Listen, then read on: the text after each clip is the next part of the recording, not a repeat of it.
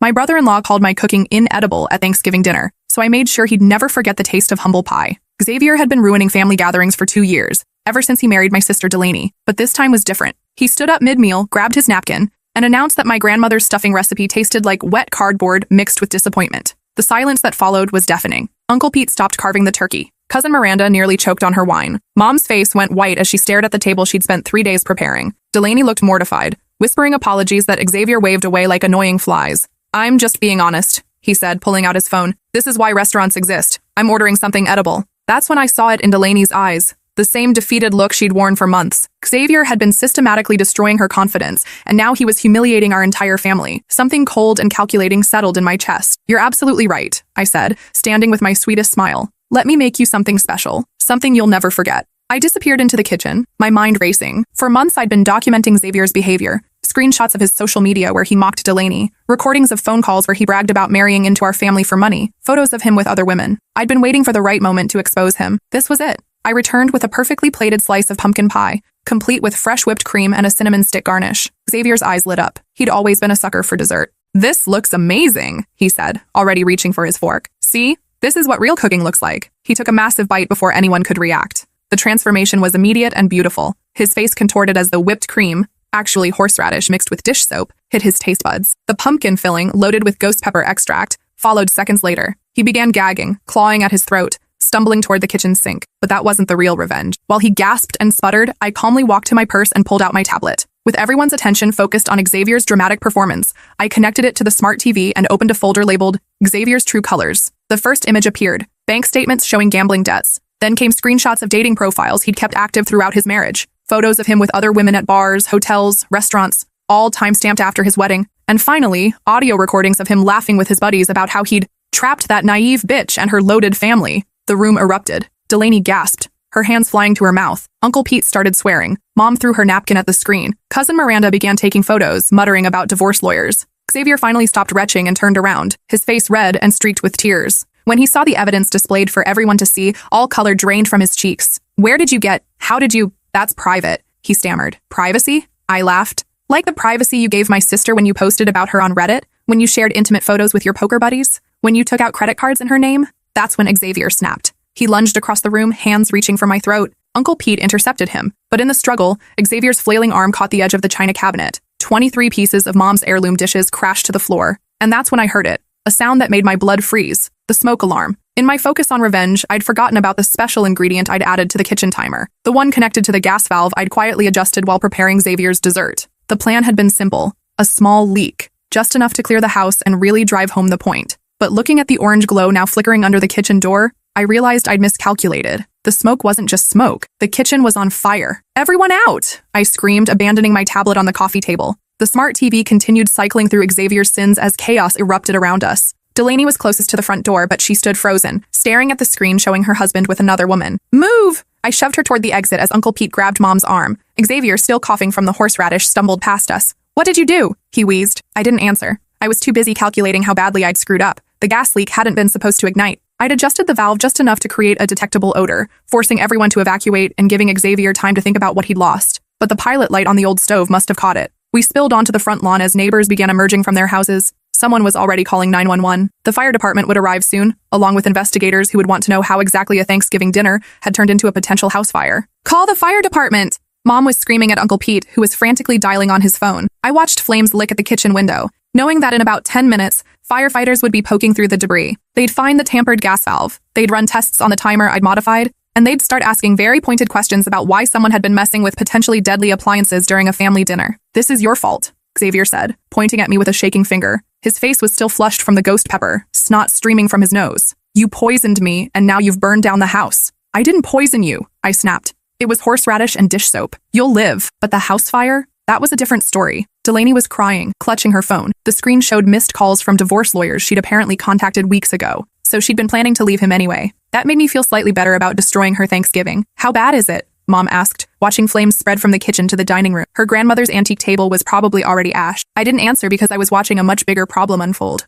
Xavier had found his phone and was recording everything. The burning house, my family's shocked faces, and most importantly, me standing too calm for someone whose accident had just destroyed a house. "You planned this," he said, still recording. You tried to kill me with that pie, and when that didn't work, you burned down the house. That's insane, I said, but my voice sounded hollow even to me. The truth was, I had planned part of it. The evidence folder, the poisoned pie, even the gas leak, but not the fire. Never the fire. Sirens wailed in the distance, growing louder. Uncle Pete grabbed my arm. What really happened in there? I opened my mouth to lie, but Cousin Miranda was staring at me with wide eyes. I saw you messing with something behind the stove, she said quietly. Before you brought out the pie, I thought you were just getting a pot. My stomach dropped. The fire trucks rounded the corner, lights blazing. Behind them came police cars and an ambulance. This was about to become a crime scene, and I was about to become suspect number 1. You need to tell them it was an accident, Mom said, gripping my shoulders. Whatever you did, whatever happened, it was an accident. But Xavier was still recording, and his expression had shifted from pain to calculation. He'd figured out that this disaster might actually work in his favor. A crazy sister-in-law who tried to poison him and burn down the house would make him look like the victim in divorce proceedings. The first firefighter jogged over. Is everyone accounted for? Yes, Uncle Pete said, but we need to check my nephew. He ate something that made him sick right before the fire started. Xavier immediately clutched his throat dramatically. She poisoned me, he gasped, pointing at me. And I think she started the fire on purpose. The firefighter looked between us, then radioed for the paramedics. I watched them load Xavier into the ambulance, still filming himself talking about attempted murder. Delaney climbed in beside him, but she kept looking back at me with an expression I couldn't read. Ma'am, I need to ask you some questions, a police officer said, approaching with a notebook. And that's when I realized the real problem wasn't the fire, or the poisoned pie, or even Xavier's accusations. The problem was that I documented everything. For months, I'd been collecting evidence of Xavier's crimes. But in the process, I'd created evidence of my own premeditation. Every screenshot, every recording, every photo was time-stamped and saved to the cloud. Digital breadcrumbs that would lead investigators straight to the truth. I'd been planning revenge for months. Can we do this at the station? I asked. I think I need a lawyer. The officer nodded, but his expression had already shifted. I wasn't a witness anymore. I was a suspect. 3 hours later, I sat in an interrogation room across from Detective Ramirez, a tired-looking woman who'd clearly been called in from home. She'd spread out printouts of my evidence folder across the metal table. Impressive collection, she said, tapping the stack of papers. Screenshots going back 8 months. Audio recordings from multiple dates. Even GPS data showing where you followed him to document his affairs. I stared at the evidence of my own obsession spread out like a roadmap to prison. The thing is, Detective Ramirez continued, this shows clear premeditation. You weren't just collecting evidence for your sister's divorce. You were building a case for revenge. I wanted to expose him, I said. Not hurt him. But you did hurt him. The horseradish and dish soap caused chemical burns in his mouth and throat. And then there's the gas leak. She pulled out a photograph of the kitchen timer, blackened but still recognizable. Fire investigator found this connected to a modified gas valve. Someone with knowledge of appliance repair deliberately created a dangerous situation. My dad had been a plumber. I'd helped him on jobs since I was 12. Of course, I knew how to adjust a gas valve. I just wanted to clear the house, I said. I never meant for it to catch fire. But you did mean to create a gas leak in a house full of people. I couldn't deny it. The evidence was all there in my own meticulous documentation. Your brother-in-law is claiming attempted murder, Detective Ramirez said. The district attorney is considering charges of aggravated assault, arson, and reckless endangerment. I thought about Xavier in the hospital, probably already calling reporters. He'd turned this into a media circus, painting himself as the victim of a deranged woman who tried to kill him for insulting her cooking. The irony wasn't lost on me. I'd spent months collecting evidence to destroy Xavier's credibility, only to create evidence that destroyed my own. I want to make a deal, I said. Detective Ramirez raised an eyebrow. What kind of deal? I leaned forward. I'll plead guilty to reckless endangerment if you arrest Xavier for fraud, identity theft, and adultery. I can prove all of it. Adultery isn't a crime in this state, she said. And the other charges. We'd need your sister to press charges. She will, I said, hoping it was true, once she sees everything I collected. But even as I said it, I wondered if Delaney would forgive me for burning down Mom's house to expose her husband's crimes. Some victories cost more than they're worth. Detective Ramirez gathered up the papers. We'll be in touch. Try not to poison anyone else while you're waiting. She left me alone in the room with my reflection in the one-way mirror. I looked tired and older than my 28 years. This wasn't how I'd imagined revenge would feel. My phone buzzed with a text from Delaney. Xavier's asking for $1 million to drop the charges. Says he'll settle for that and a public apology. Of course he was. Xavier had turned this into his retirement plan. I texted back, don't pay him anything. I'm not apologizing for exposing the truth. But sitting in that interrogation room, I wondered if the truth had been worth it. Mom's house was gone. I was facing felony charges. And Xavier was going to walk away richer and more vindicated than ever. The door opened and Detective Ramirez returned with a man in an expensive suit. This is District Attorney Walsh, she said. He wants to discuss your case. Walsh sat down across from me, spreading out a different set of papers. Ms. Coleman, I've reviewed the evidence you collected on Xavier Hendricks. It's quite thorough. I blinked, surprised by his tone. I'd expected another lecture about attempted murder. The thing is, Walsh continued, we've been investigating Xavier for months. Insurance fraud specifically. He's filed 13 claims in the past 3 years, all for suspicious accidents. He showed me photographs of Xavier's previous homes and vehicles, all damaged in increasingly implausible ways. Your documentation of his spending habits and gambling debts helps establish motive, Walsh said. We think he's been staging accidents to collect insurance money. I stared at the photographs. You're saying he's done this before? We think so. And your house fire? Well, it fits the pattern. Xavier Hendricks has a history of being present when insured property is mysteriously destroyed. The room tilted. You think Xavier started the fire? We think he saw an opportunity, Detective Ramirez said. You created a gas leak, but security footage from a neighbor's house shows Xavier going back into the kitchen before the fire started. He was in there alone for almost 2 minutes. They showed me the grainy footage on a tablet. There was Xavier, stumbling toward the kitchen after the pie incident. But instead of going to the sink like we all thought, he'd gone deeper into the kitchen, out of view. What was he doing back there? I asked. We think he lit the gas, Walsh said. Turned your prank into a real fire so he could collect insurance money and frame you for attempted murder. 2 birds, 1 stone. I thought about Xavier's calculating expression as he filmed the burning house. His dramatic performance for the paramedics. The $1 million settlement demand. He's been planning this, I said. Probably since he married your sister, Detective Ramirez agreed. Access to your family's assets, insurance policies, property. Xavier's specialty is marrying into money, then finding ways to extract it. Walsh slid a plea agreement across the table. We'll drop all charges against you in exchange for your testimony against Xavier. Your evidence folder becomes part of our case. I picked up the pen but hesitated. What about my sister? She's already filed for divorce, Detective Ramirez said. Turns out she's been collecting her own evidence. Bank statements, credit reports, medical records from previous wives. Previous wives, plural. How many women has he done this to? I asked. At least 4 that we know of, Walsh said. Your sister reached out to them after the fire. They're all willing to testify. I signed the plea agreement, feeling lighter than I had in months. Xavier had underestimated both of us. He'd thought Delaney was naive and I was reckless. He'd been wrong on both counts. 6 months later, I sat in a courtroom watching Xavier get sentenced to 15 years for insurance fraud, identity theft, and attempted murder. The judge had reviewed all the evidence. His pattern of targeting vulnerable women, the staged accidents, the systematic financial abuse. Mr. Hendricks, the judge said, you've made a career of exploiting trust and manufacturing tragedy for profit. The court finds your actions particularly heinous because of the psychological damage inflicted on your victims. Xavier's lawyer had tried to paint me as the real criminal, a vengeful woman who'd tried to murder her brother-in-law over a dinner insult. But the evidence told a different story. Xavier's fingerprints on the gas valve, adjusted after my initial tampering, security footage showing him alone in the kitchen, bank records revealing he'd increased the house insurance just 2 months earlier.